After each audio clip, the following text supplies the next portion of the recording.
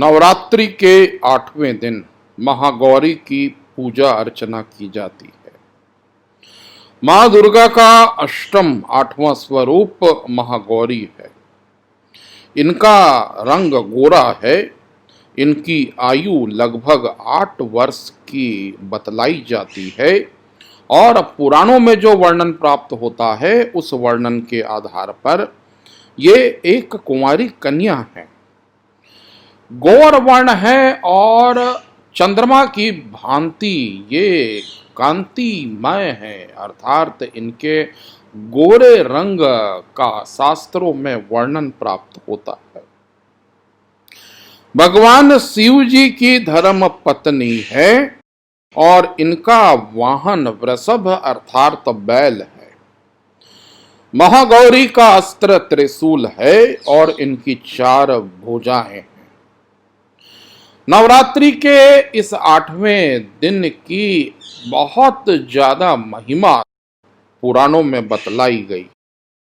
ऐसी मान्यता है कि महागौरी की पूजा अर्चना से मनुष्य के समस्त पापों का नाश होता है और मनुष्य पुण्य का भागीदार बनकर कल्याण की दिशा में प्रेरित होता है।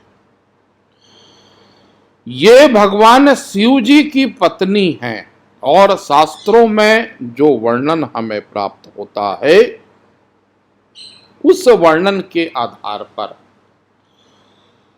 महागौरी ने शिव जी को पति स्वरूप प्राप्त करने के लिए जो तपस्या की, ऐसी दुर्लभ तपस्या के कारण महागौरी का रंग काला पड़ गया था।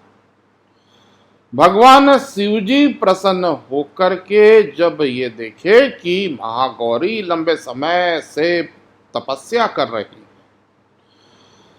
भगवान शिव जी ने गंगा जल छिड़क करके महागौरी के रंग को गौर वर्ण तेजमय और कांतिमय कर दिया। महागौरी को एक ऐसा स्वरूप प्रदान किया कि इनके रंग रूप को देख करके एक तेज और एक प्रकाश की अनुभूति हमें महसूस होती है।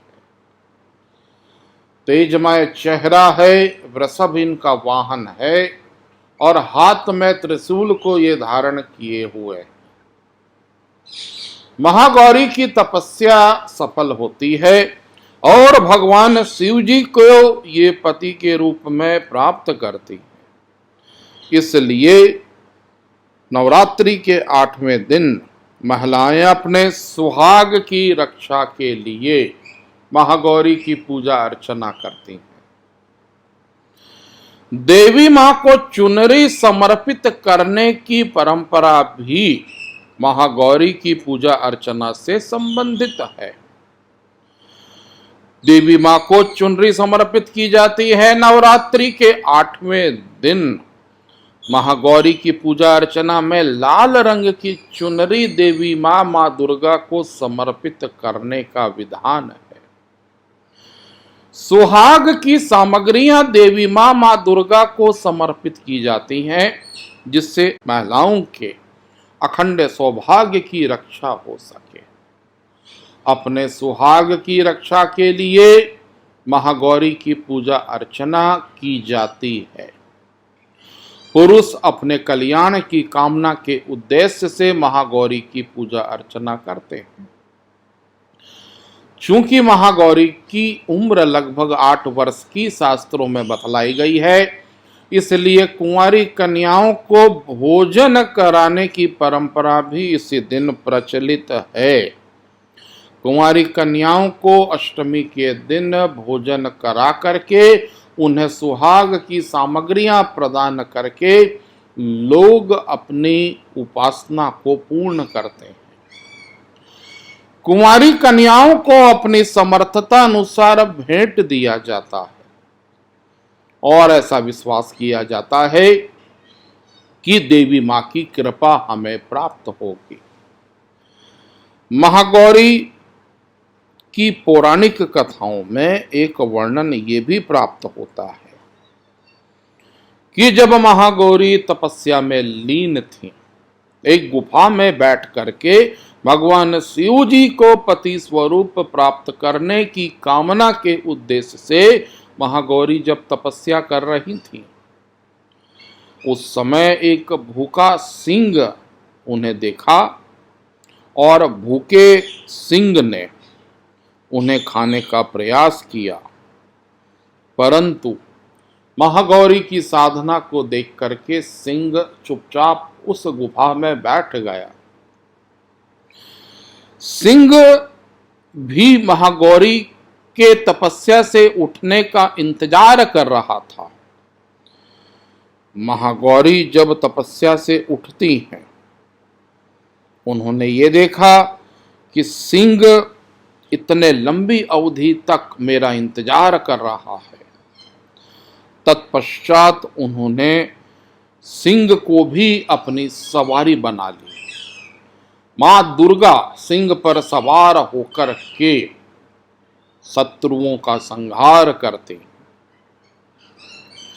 महागौरी की पूजा अर्चना नवरात्र के 8वें दिन की जाती है और इस दिन आप भी अपने घरों में महागौरी की पूजा अर्चना कर सकते हैं।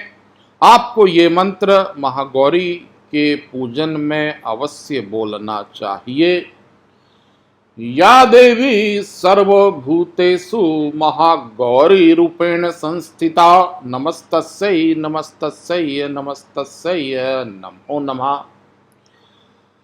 इस मंत्र को आपको अपनी समर्थतानुसार 108 बार जाप करना है। मंत्र में फिर से बोलूंगा, या देवी सर्वभूतेषु महागौरी रूपेण संस्थिता नमस्तस्यै नमस्तस्यै नमस्तस्यै नमो नमः। इस मंत्र का भावार्थ होता है, हे मां सर्वत्र विराजमान और मां गौरी के रूप में प्रसिद्ध मेरी मां जगदम्बे, आपको मेरा बारंबार प्रणाम है। हे मां, मुझे सुख समृद्धि और सफलता प्रदान कीजिए। मां दुर्गा से हम अपने सुख समृद्धि और सफलता की कामना के उद्देश्य से मां महागौरी की पूजा अर्चना करते हैं। ये महागौरी हमें कष्टों से मुक्त करें और हमें सफलता प्रदान कराएं। नवरात्रि के 8वें दिन की इस महिमा के उपरांत मैं डॉक्टर दीपक शर्मा सभी से ये कहना चाहूंगा कि नवरात्र से संबंधित हमारे विभिन्न एपिसोड को आप जरूर देखते रहिए। आप हमारे कार्यक्रम आपके किस्मत डॉक्टर दीपक शर्मा को सब्सक्राइब कीजिए। आप हमें लाइक भी कीजिए। अब अगले प्रसारण और अगली रोचक चर्चा तक के लिए मुझे डॉक्टर दीपक शर्मा को इजाजत दीजिए। नमस्कार।